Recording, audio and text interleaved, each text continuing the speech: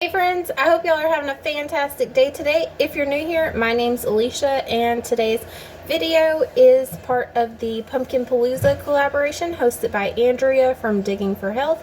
I will leave the playlist and her channel linked in the description box so y'all can go check out some other awesome pumpkin recipes.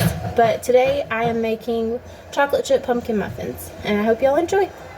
So I started out by preheating my oven to 375. Whenever I actually put the muffins in the oven, I am going to bump that heat up to 400.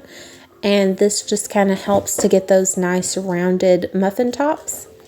I am going to leave a link in the description box to the original recipe. And also I'm going to type out exactly what I've done because they are a bit different because I wanted to serve these for breakfast and save on ingredients. So I started out with 2 eggs, half a cup of sugar, and now I'm adding in 1 cup of pumpkin. My pumpkin is not like a fine puree because I just mashed it with a fork. In the end, I couldn't tell a difference. It didn't really matter to me. And then I just added in half a cup of oil and I'm giving that a good mix. Once I get that well combined, I'm going to add in a teaspoon of baking soda, half a teaspoon of baking powder, half a teaspoon of salt, and a good amount of cinnamon. I personally do not like all of the spices in pumpkin pie spice. Therefore, usually I just use cinnamon. But if you like pumpkin pie spice, then use that. I would say I use probably about a teaspoon to a teaspoon and a half of cinnamon.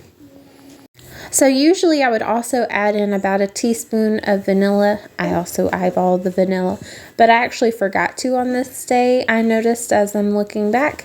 So if you like vanilla, then I would suggest adding in a teaspoon of it as well. So once I get those kind of mixed in, I'm going to add 1.5 cups of flour. And I'm going to mix that in, being careful not to over mix. If you over mix, then it can activate the gluten in the flour, and I've been told that that's not what you want, and it's worked out for me.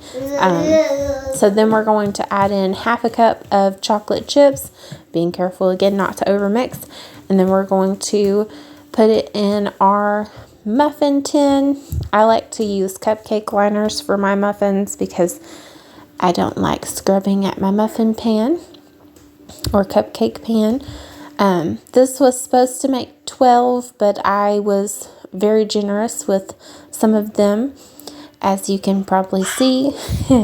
So I did only get 11, but that still turned out really great for us. It was perfect. And I baked these for about 17 minutes in the oven.